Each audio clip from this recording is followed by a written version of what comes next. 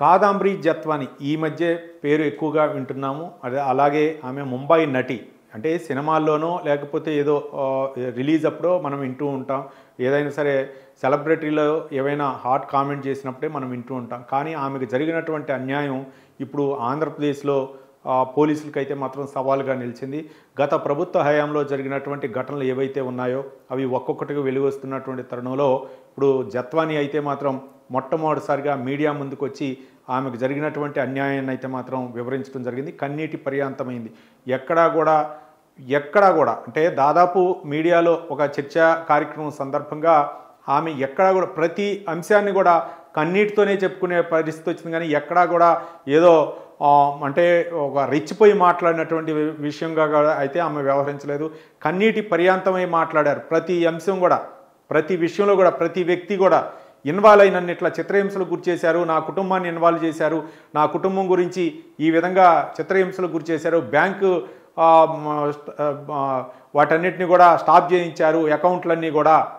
అంటే వీళ్ళు వ్యవహరించినటువంటి తీరు, ముఖ్యంగా ఇగో కుక్కల విద్యాసాగర్ రావు, అలాగే ఇగో న్యూడ్ ఫోటో, ఈ వీడియో కాల్స్ చేసి ఏమని బెదిరించడం, ఏమకి అంటే ఇంత ఇదే ఒక హీరోలు కానీ లేకపోతే ఏదైనా సరే వాళ్ళు ఉన్నటువంటి ఊళ్ళో ఏదైనా కొంచెం పరిచయంగా ఏదైనా మాట్లాడుకోవచ్చేమో. కానీ ఈయన ఉన్న తీరేంటి?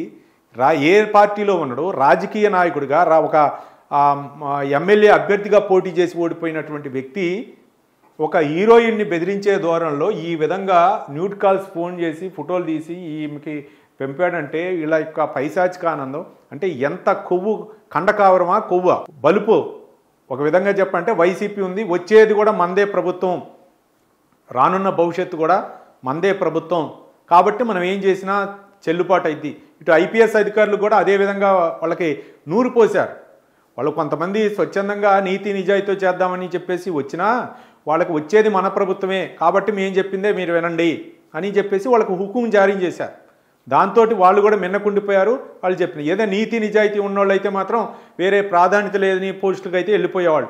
మనకు వద్దులే ఈ యొక్క తలకాయ నొప్పి, మనం చదువుకున్న దానికి వీళ్ళు చేసే వ్యవహారానికి పొంతం లేదు కాబట్టి ఇట్లాంటి అవినీతి ప్రభుత్వంలో మనం ఉండలేము కాబట్టి ప్రాధాన్యత లేని పోస్టులు అయినా సరే బతుకుంటే బతుకు జీవుడా అని చెప్పేసి వాళ్ళ తిప్పలో వాళ్ళు పడ్డారు చాలామంది. వాళ్ళు ఇప్పుడు బయటకు వచ్చి ఇప్పుడు ప్రభుత్వంలో క్రియాశీలకంగా పోషిస్తున్నారు. ఎందుకంటే వాళ్ళకి స్వేచ్ఛ స్వాతంత్ర్యం ఉంది, ఏది చేయొచ్చు ఏది చేయకూడదు అనేటటువంటి అవగాహన ఉంది. కానీ గత ప్రభుత్వ హయాంలో లేదు కదా, మొత్తం కూడా జగన్ భజనే, జగన్ ఏది చెప్తే అది చేయాల్సినటువంటి పరిస్థితి ఉంటే ఇదిగోండి కుక్కల విద్యాసాగర్ రావు జగన్ అనుచరుడు ఏ విధంగా రెచ్చిపోతుందో చూడండి.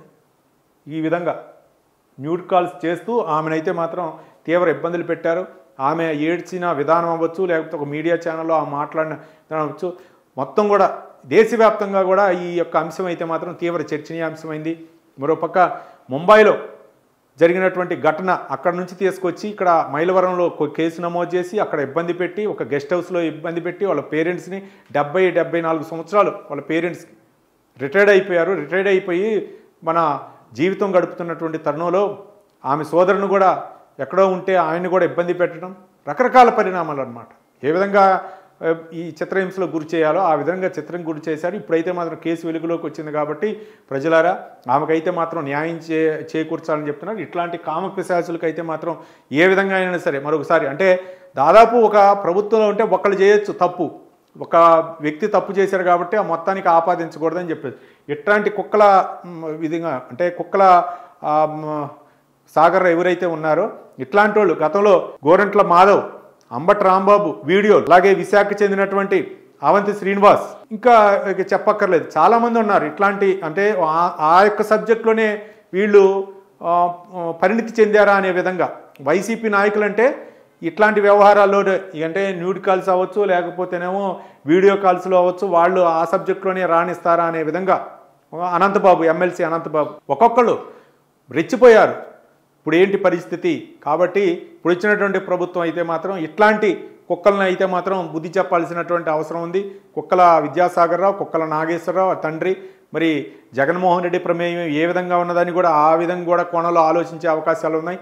గతంలో వాళ్ళు ఒకటే ఆలోచించుకున్నారు. వైసీపీ 18 కేసులు ఉన్నాయి, ఇంకొక ఎన్ని పెడతారో పెట్టండి, ముందే ప్రిపేర్ అయి ఉన్నారు. కాబట్టి మరి ప్రభుత్వం ఏ విధంగా వ్యవహరిస్తుందని మనం వేచి చూద్దాం.